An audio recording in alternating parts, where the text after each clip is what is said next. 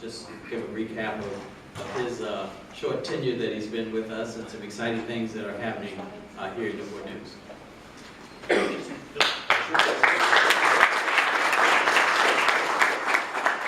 Good evening. I'm going to take about 5 or 7 minutes, and then there's a lot more important people to talk and present. And you all came to hear the man who runs the city and the city manager, so I'm going to get out of the way. But I just want to touch base with a little update on where the city sits from the police perspective, right? Right now, the city currently sits at about a 4% reduction in overall crime. So if the FBI called today and wanted to know where we stand, we would report out that we've got a 4% reduction in crime overall in our city. You got on that quick. I'm with you. What we had is the third quarter of the year, which is July, August, and September. That's usually the most violent part of the year for any city, any large city, right? July and August, you have two full months where school is out. And then in September, whatever issues are in the neighborhoods that haven't been resolved, they sometimes occur the first 2 weeks of school. But I am very pleased, right? The men and women of this organization, sworn and civilian, right? Sworn and civilian. We had a 10% reduction during the third quarter, which should be our most violent. We had a 10% reduction in the third quarter, which got us to our 4% reduction overall. So we have some good momentum going. We have some good programs. That's what I wanted to talk to you about. So we've restructured the department a little bit. We've decreased some units and increased some. One of the things that we started when I got here is I think we need to do more community outreach.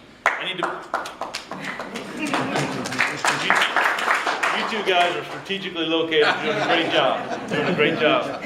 But I need to have the department more involved in the community. I want the community more involved in the department, right? So I'm just going to touch on a couple things that we're doing to address that. Number one is our promotion process.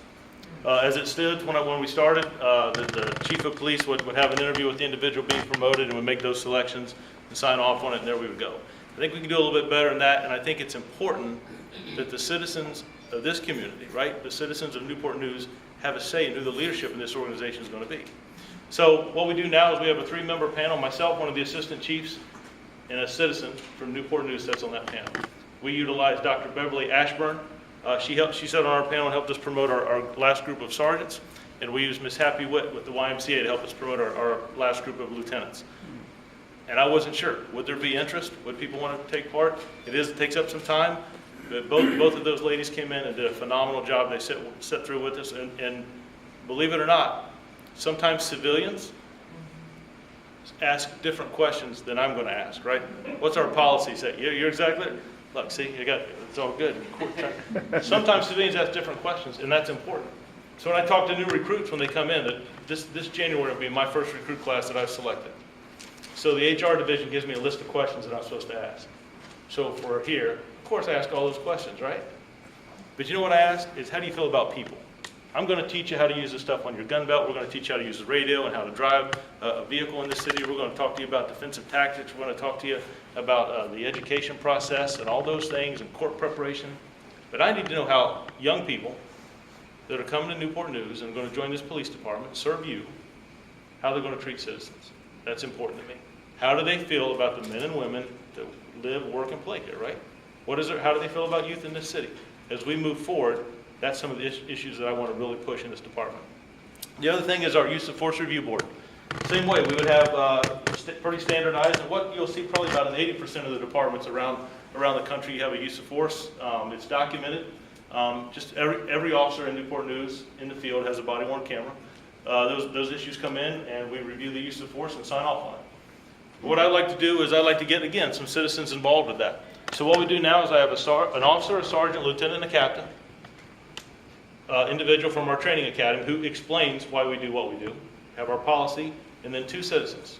2 citizens that are here in Newport News that sit on that review board, right? I just did an interview with I call it the Daily Planet today, the Daily Press. But 2 citizens that sit on there, and Chief Grinstead, he chairs that. He doesn't vote, he just keeps it moving, right? In policy, out of policy, or in policy with recommendations, right? The officer acted improper. The officer acted correctly. We saw what the citizens did, what happened there, right? But the third is, let's take a situation, maybe mental illness. The officer acted completely proper. He did everything, or she did everything right. But this individual that we've dealt with before may have some mental illness issues. Could we have that in our CAD system? So when I get that call, that I know I'm going to that particular address or this particular location where that individual may be. Could I stop a use of force incident if I waited for another officer? So how can we learn and train and do better? So reevaluate that way. So, like I said, Chief Grinstead does a great job chairing that. Lieutenant Petrosky, he oversees that and puts that together. The only prerequisite I have for the citizens that serve on that board, right? We're not just picking someone that we don't know. We are asking that you go through one of our Citizens Academy, our Faith Leaders Academy, our Youth Academy, where we kind of expose the police department to you, that you understand what our training is. But we do have our training expert in the room. So if a citizen asks, why don't you tase someone in the back, right? So if we're running and we use a taser and that your body locks for the 3 seconds and you lose control, why wouldn't we tase someone in the back, right? Exactly, right? So those are some of the things I want to do. The other big part to me is youth. I've got to do more with youth in this city. So we decreased some units, we spread some things out, and we created a community youth and outreach division. 20 officers. 13 of those officers deal with our schools. We've got a school resource officer in every high school, and we got a school resource officer in every middle school. And that's important. That's a blessing, right? Some cities can't do that. But we make that a priority here. And that was in place, that we're really building on that. And I want the SROs to do more, right? We've got some mandates that we want them to do. I want them to talk to students before the end of the year, how to interact with an officer, how to interact on a traffic stop, what an officer's going to say, why they might say it. Why would an officer shine a flashlight in the car in the back seat? It's not to say that we suspect them of anything. It's for our safety, right? And we try to talk about that and why. And some ways we do that is role reversal. Have the officer as the car and the student as the officer, and what they might see, what they might think, what they might feel. The other thing we're getting ready to jump forward, we have a Milo system that we use regionally. Milo system, if no one's heard of that, it's kind of like a simulator, right? It's about the size of this big wall. And I can put you here, stand right here, and we can give you a firearm that has the same weight, same measure, everything is the gun that we use. And it plays a scenario. And we can control the scenario, right? So it could be a female that comes around the corner screaming and yelling at the police and swings around a purse or a cell phone, which might look like a what? Especially when you got some adrenaline going, right? So what do you think some people do? Right? Or how about citizens who say, why don't we just wing someone in the hand or clip the shoulder, right? So we tell them, this individual is going to walk slowly up to you with a firearm, do what you need to do, but try to hit in the hand or the leg. Do you think that can happen? They're all over the place. And here's something you may not know. Internal Affairs, the Commonwealth Attorney will tell you that as an officer, if we fire a round or multiple rounds, we are accountable for every single round that leaves that firearm. We have a forensics division that tracks those rounds where they go. So if I'm an individual with a firearm and there happens to be a school behind me, I got a problem, right? I've got to try to move the direction, right, get away from them. So the experience I've had before with using this system is some people will ask them, how do you feel about police? How do you think about use of force? How do you feel about firearms? And they'll give a statement. Sometimes we even ask them to write one paragraph. Then we go through the simulation, right? And then you know what the next paragraph says? We never knew that. I totally understand. I was nervous. My hands were shaking. It kind of gives them an idea of the mindset of an officer making split-second decisions, what they have to do.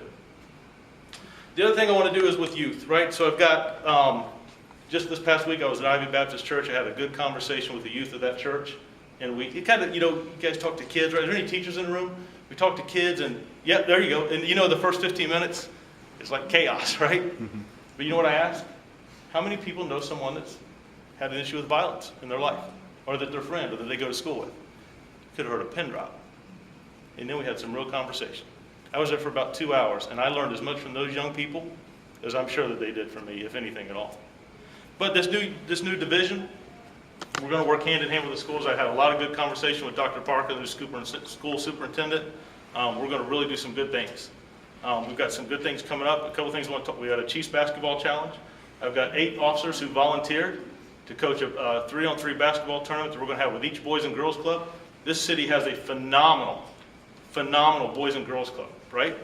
8 different Boys and Girls Club. We're going to take a team from each one. We're going to practice with them one night a week. And all our games are going to be played on Saturday down at Hampton, down in the southeast community. I'm still getting the streets. I'm still learning them.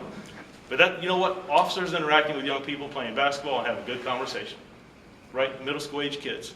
That's what I'm talking about. That's what I want them doing. The last thing I want to touch base with you on is the young adult police commissioners.